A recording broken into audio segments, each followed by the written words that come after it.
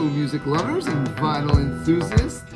A big welcome back if you're a returning viewer, and a big special welcome if you're just finding my channel for the first time. Happy New Year to everyone, and happy holidays, and if you celebrate, Merry Christmas as well. It's my favorite time of the year when we're all doing this vinyl tag, yeah? Everyone's answering the same set of questions. If you're new to the vinyl tag, it's basically a set of questions that someone puts out this year. David Atkinson put it out, so a big thank you to David Atkinson for organizing these. Some great questions, lengthy questions. I got like 2 pages here, but yeah, it's just a really fun exercise. And my first video was a vinyl tag. Maybe I'll link to that down below. But yeah, you can go back and watch some of my other vinyl tag. I think it's been 4 years, 3 for sure. But yeah, good fun. Let's just get into it because there's a lot here. Number 1, show your best vinyl or other format musical purchase of 2025. Well, in January last year, I picked this up, and it's still my favorite. Burning Spear, live in Paris, Zenith 88. What can I say about this record? It's a great live show, excellent recording, fantastic musicianship. The Burning Spear himself, Winston Rodney, his vocals are excellent on here. You know, he's still with us. He's one of the, the few real roots reggae icons that is continuing on.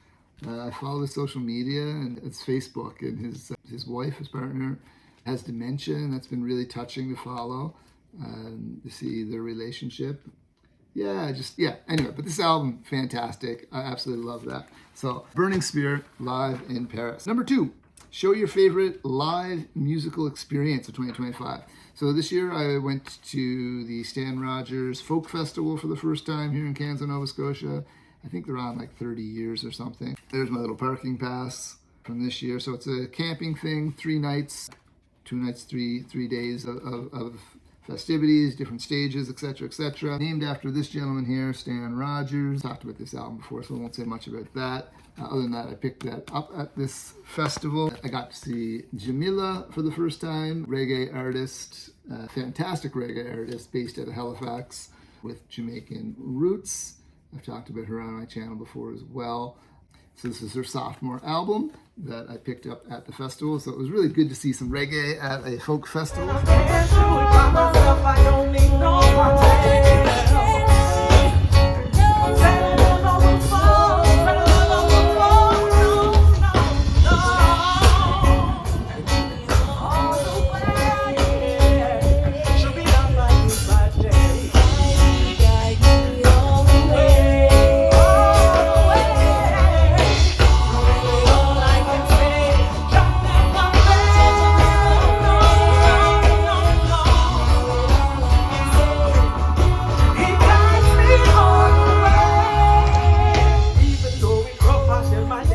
Up there, Slow Coaster, another favorite local band, rock band with kind of some rootsy undertones. This was kind of like a CDR, I guess, of a live show. Just missing 1 album from my Slow Coaster collection, and these guys played headlined one night as well. Sloan, great East Coast Canadian rock band. If you're not familiar with Sloan, they're just kind of a rock band. That's all I can. Best way I can describe them. Got a nice extensive catalog, probably 15 or 16 albums deep. This I didn't get there. This is just one I had in my collection. Actually, I picked this up this year as well at a thrift store. This is from 2001. Yeah, the catalog goes back to at least the 90s, maybe even the late 80s. Early 90s, late 80s, somewhere around there. If it feels good, do it is the big track off this. And actually, I just started following one of the members here, Jay Ferguson, his YouTube channel. He has a vinyl channel, and he's got some really interesting stuff. Lots of stuff I've never heard of before. Deep cuts, yeah? So that's been interesting as well. Anything else there about, yes, not shown here. One of the artists who really took me by surprise there was Suzanne Werner, W-E-R-N-E-R Werner. What a great show she put on. I think she maybe brought me to tears 3 times. Yeah, once out of sadness, once of joy, and once from just laughing so hard. That's some talent right there. Folk artist as well from, I want to say, New York or maybe Massachusetts, somewhere in the East Coast US. She didn't have any albums there, however. Okay, question 3. Your vinyl record collection in 10 years' time, is it bigger, smaller, or about the same? Explain why. Almost definitely it's going to be bigger.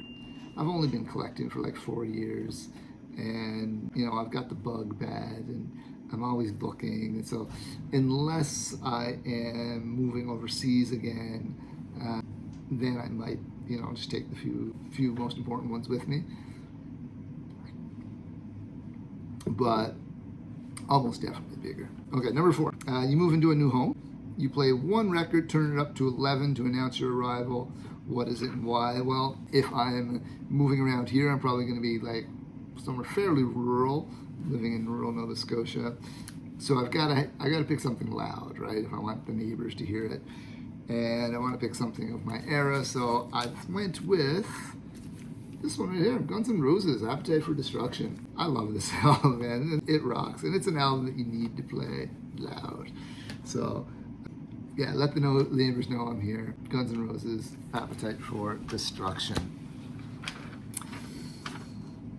Number 5. Show 2 albums, one for each of your favorite male and female singers, and why these 2. Okay, so these aren't my favorite, but I like to try to show things I've gotten like in the last year in these tags. So I focused on a male and female singer that I acquired in the last, or an album from them that I acquired in the last year. So with male, go with Belafonte. Yeah, Harry Belafonte. Not someone you see or gets a lot of love in the vinyl community, but yeah, I've always liked Belafonte. Great voice. I like his calypso stuff. I like his more traditional stuff, his world music stuff. And this recording right here at the Carnegie Hall, what a spectacular performance this is. I really, really like this.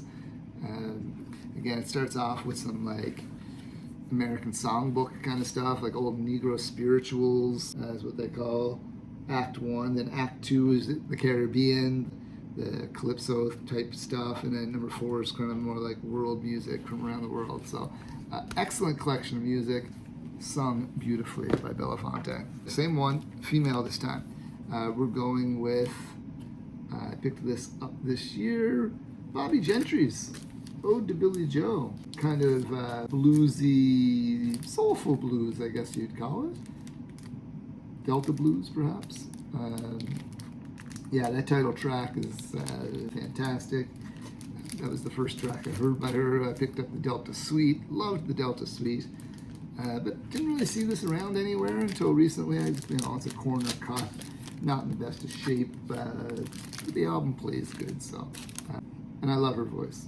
Smoky, kind of sultry at times too. Can't go wrong with Bobbie Gentry. Number 6. We like to have fun here. Show 3 top soul dance records. All right, I'm gonna go dance kind of stuff, and I never get to show my disco records, right? So how about a little Gwen McCrae, yeah, with Rocking Chair. This is one I picked up at the thrift store from Doreen Bryan. Yeah, a couple of her albums, soul and disco albums that she had there, but this is a dancer here, yeah? There you go. My ring light's giving me lots of glare today. Yeah, you can dance to this one. That title track right there, Rocking Chair. Fantastic. Same thrift shop, I got this one. Casey and the Sunshine Band, yeah? Do It Good. Sound your funky horn would probably be my best dance moves for that one. Just a little bit more soulful. It's still disco-ish, but a little bit more soul here.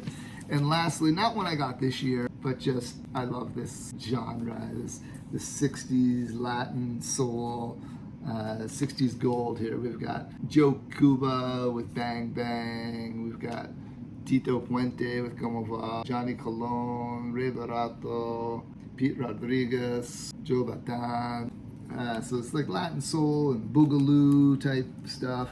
You can't not move when you hear this. This is just, yeah, great stuff. Where are we going next? A stinker, a real stinker. Nominate a track you hate from an album you love. Why the hate? Okay, so hate's a strong word, right? Maybe dislike or just doesn't resonate with me. Going with Neil Young's Harvest, great album, great, one of my favorites. But I think it's just shy of being a perfect album. the last track, what's it called? Look at my sheet here. Words.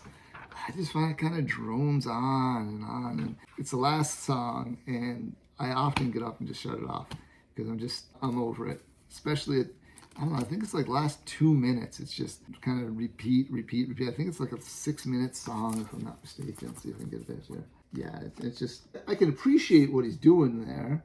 6 minutes and 42 seconds. So I can appreciate what Neil's doing there, but it's just, I don't know, it's not for me. Especially in comparison to the rest of the album. That's so perfect. All right, number 8. If you had to pick only one album from each of 6 decades, what would they be? I struggle with this a little bit because, you know, I wasn't around for half of this time, but the 60s. We're starting in the 60s. And when I first listened to music from the 60s, it was The Doors that really caught me, right? I want to say 67, their debut album. So, you know, they went into the 70s, of course. But this album here, yeah, fantastic. I'm going to try to keep it moving because I know this is going to get long. 70s, no band defines the 70s to me quite like Led Zeppelin. This is their 3rd album, yeah, 3. And this was released in 1970 and started that run throughout the 70s that took them right to the end of their run. So fantastic. 80s. So I was born in 1980. My older brother was into music then, and so his taste in music rubbed off on me. And hair metal and bands like Bon Jovi. This is his Slippery When Wet with the alternative cover on here. So I guess in the 80s, my first musical influences from my older brother would have been bands like Bon Jovi. Now in the 90s, I was a teenager, and I was getting into my own music, and it was hip hop that grabbed me. So in 1993, it was the Wu-Tang, and the 36 Chamber album was just, yeah, this epitomizes what great music from that era, yeah, from the 90s was like. Yeah, what a classic album. I still turn this on and just blaze it. 2000, so in the early 2000s, so we're going to CD now. Yeah, it was a formative time for me musically as well, and I attended a lot of local festivals and so forth, and this was a group here I spent a lot of time listening to, dancing to at festivals, the Wasabi Collective. They are a Canadian band out of British Columbia. I think it's Nelson, BC. Rootsy, very danceable. I don't know. I always have trouble describing some of these groups, but drum centers, bongos, lots of percussions. Yeah, just really funky, danceable music.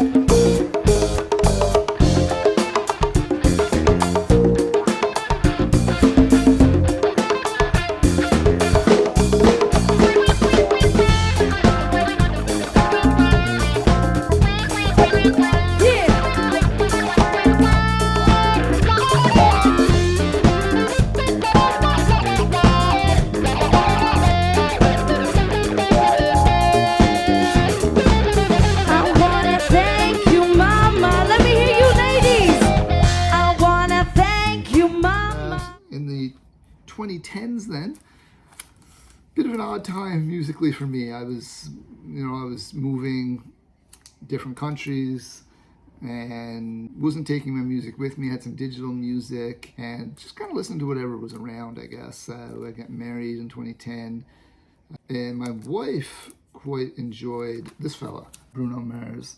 And so this is his album Unorthodox Jukbox. We went to see Bruno Mars twice in concert. I quite liked Bruno Mars. So that would be my choice for the 2010s. And while it's not asked, the 2020s, I'm going to just get off one. Maybe I'll leave it on the wall. I'll just turn you around. And for the 2020s, there's my choice for the 2020s so far. Adam Baldwin's Concertos and Serenades. It's a folky album I've talked about a few times on the channel. Probably my favorite album so far from the 2020s. All right, next question. Number 9.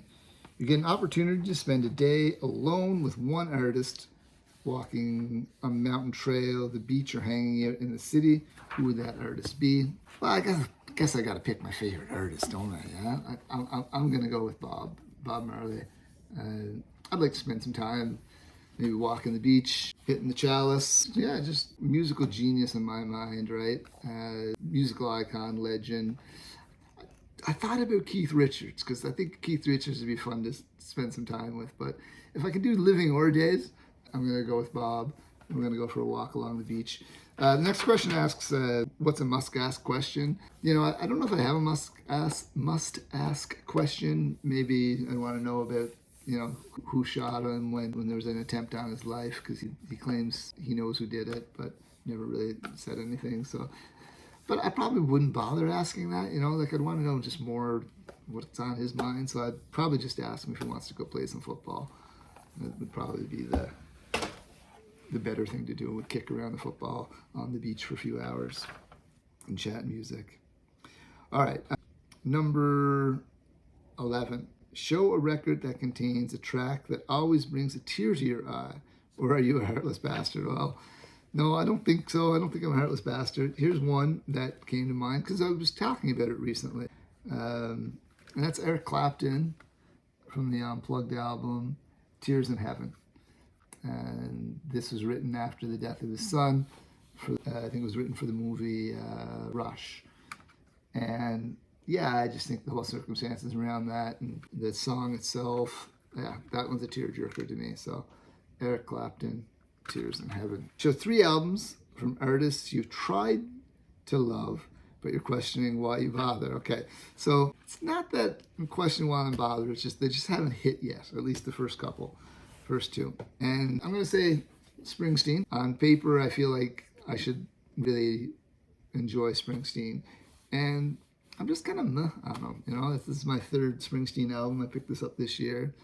And I'm still just, you know, I've got Born to Run, I've got Born in the USA, Darkness at the Edge of Town. I know I need to check out Nebraska and things like that. But so far, I'm just kind of meh. I'd say the same thing about this artist too. On paper, I should like the Police. You know, they got that reggae sensitivity and sensibility, rather.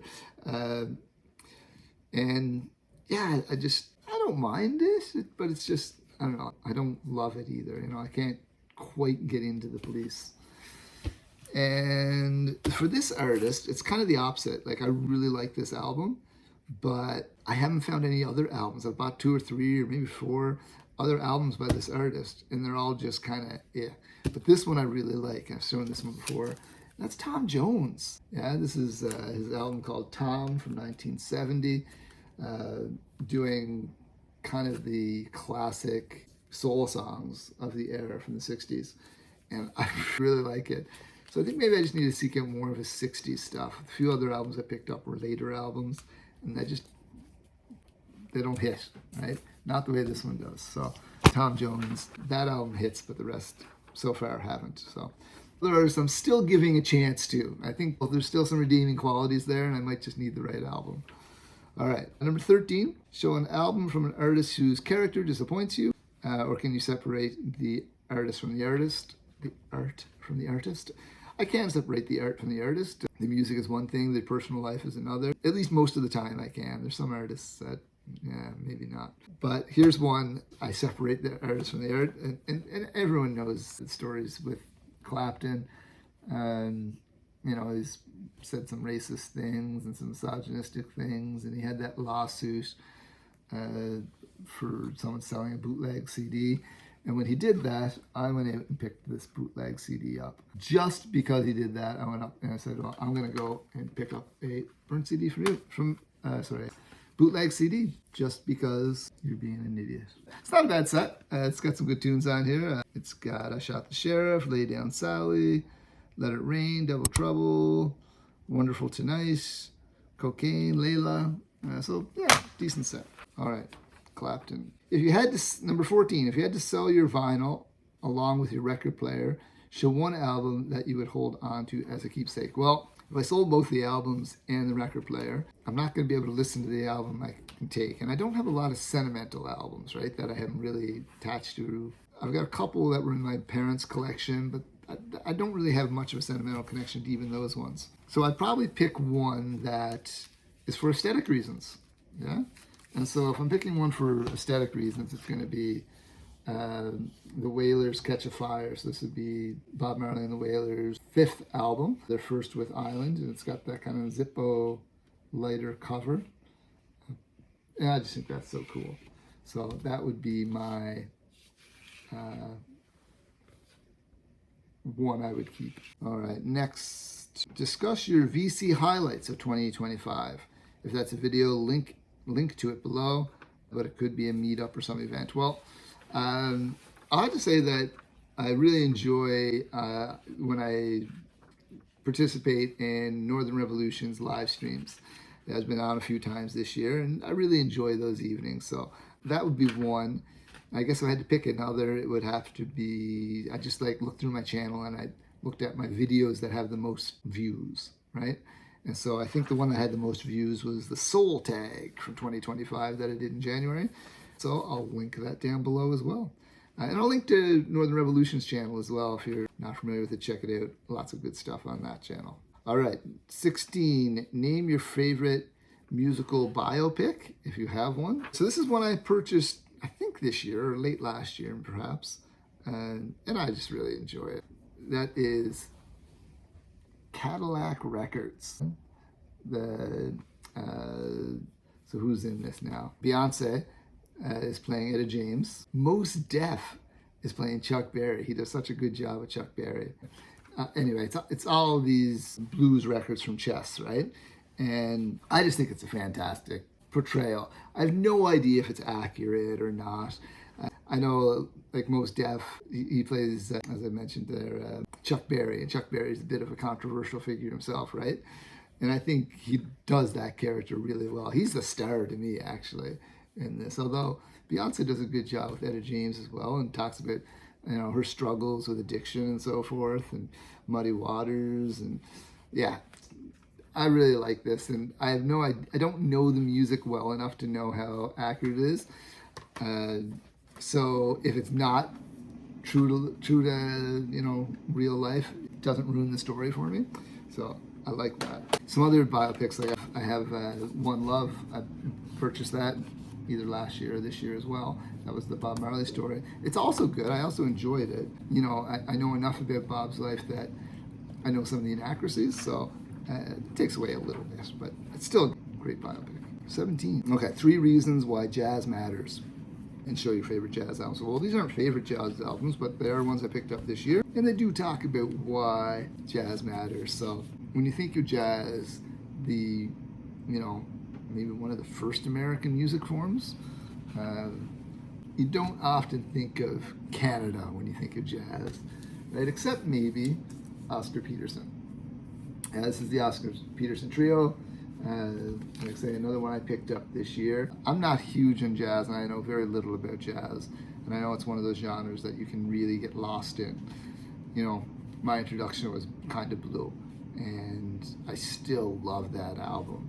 But, you know, it's like straightforward jazz. I would put Oscar Peterson in that group as well. And this is you know, from they're bragging that it's a digital album. So this is right at the beginning of digitally recorded music. This is 1982. So that was new technology at the time. But this is just a really solid listen. I really enjoy it. Listening to it, and I've not listened to much about Oscar Peterson before, so this was a nice introduction to Oscar Peterson. So yeah, enjoyed that. The other reason jazz matters is Latin jazz. Yeah, I love myself some Latin jazz. It's probably one of my 2 favorite jazz subgenres. And this is I'm showing this one because I picked this up on a trip. I was away in Bogota, Colombia, and I was able to do a little bit of digging. I just had a few hours, so I got to one record store and pulled this one, a Bola set at the Montgomery Jazz Festival. So that one has a special place in my heart as being kind of a souvenir of sort on the Verve label. Yeah, but any Latin jazz I can kind of get into, whether it's bossa nova or the Tijuana Brass Band. You know, I like all that stuff. So Latin jazz, those Latin rhythms get me every time. And then finally, the 3rd reason jazz matters is jazz fusion, jazz funk, yeah, jazz soul. soul and funk jazz records. This is the latest obsession of mine, these kudu titles. I've been trying to collect up as many as I can, and this was a recent one that I added to my collection. Okay, we're getting along. Number 18 now. Number 18. You're an innocent man or woman on death row. They give you one last musical request.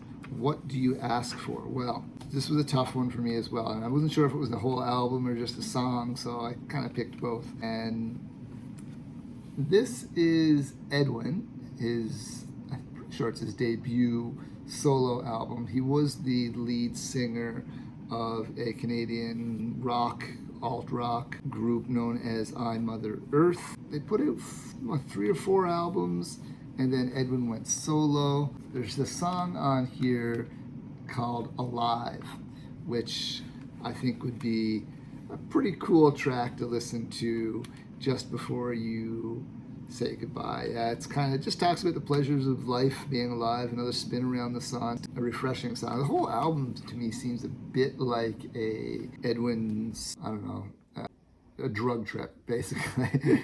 There's songs like Trippin', Shotgun, Alive Rush. Yeah, I don't know. I think this would be a kind of a fun album. So what year is this? 2000, I would say, maybe late 90s? 1999. So it's from that era, alternative rock. I would go out on this one. All right. Sell your favorite artist, so number 19 here, to a new listener. Show one essential album and explain why you should make time for it. Well, favorite artist I mentioned earlier was Bob Marley. If you're going to listen to one Bob Marley album to really get the feel of his music, you got to go with Exodus. Was it Time Magazine's album of the century? But it's that for a reason, right? It's a excellently recorded album. Bob and the Wailers, his backup band, are at peak form. The opening track just builds in so beautifully, washes over you. First side is kind of, how would I say, like, there's some spiritual music, there's some rebellious music, and then you get some really fun, uplifting kind of songs on side B. A lot of the ones from the greatest hits, Legend, come from this, 3 or 4. So if you're going to listen to one Bob Marley album, I'd go with this one. And I would couple it with this, because this is this documentary, this biopic, will take you through mostly around the making of this album. So they're a nice pair, and it will give you sort of a feel for what Bob's music is all about. Both sort of the rebellious side, the romantic side, the rebel side, the spiritual side. It's all here on Exodus, and it's just a fantastic album. So there's my pitch for Bob. All right, last question. You're arranging a VC meetup in 2026. Excluding those you've met already, and I've not met anyone in the VC, invite 3 people you'd most like to meet. Well, hard to narrow it down to just 3. It's kind of, that's a tough question, Mr. Atkinson. But I guess I'd have to say the entire crew over from Northern Revolutions who host the stream, guests on the stream, everyone in the chat, I'm going to throw it out there for keep the net wide, yeah, but I really enjoy chatting music with those fellas, so it'd be pretty cool to meet up sometime. Some people I'd like to meet just to enjoy their record collection, right? So I think Doug over at Fat City Vinyl has one of the best reggae collections in the vinyl community. That collection, that'd be amazing. And at some point, I'm hoping to get back to Asia. And if I landed in Asia, I'd love to go to Japan. And if I'm in Japan, Tokyo Records, Brian, you'll be hearing from me. And while I'm in Japan, I'll go over and check out Music of the Journey, Peter as well. So lots of people I'd like to see. So there's a few. Yeah, that brings us to the end. A long one, but a fun one. So yeah, let me know down below. Leave us a comment. What do you think of any of these records? Are you going to do it? All right. Cheers.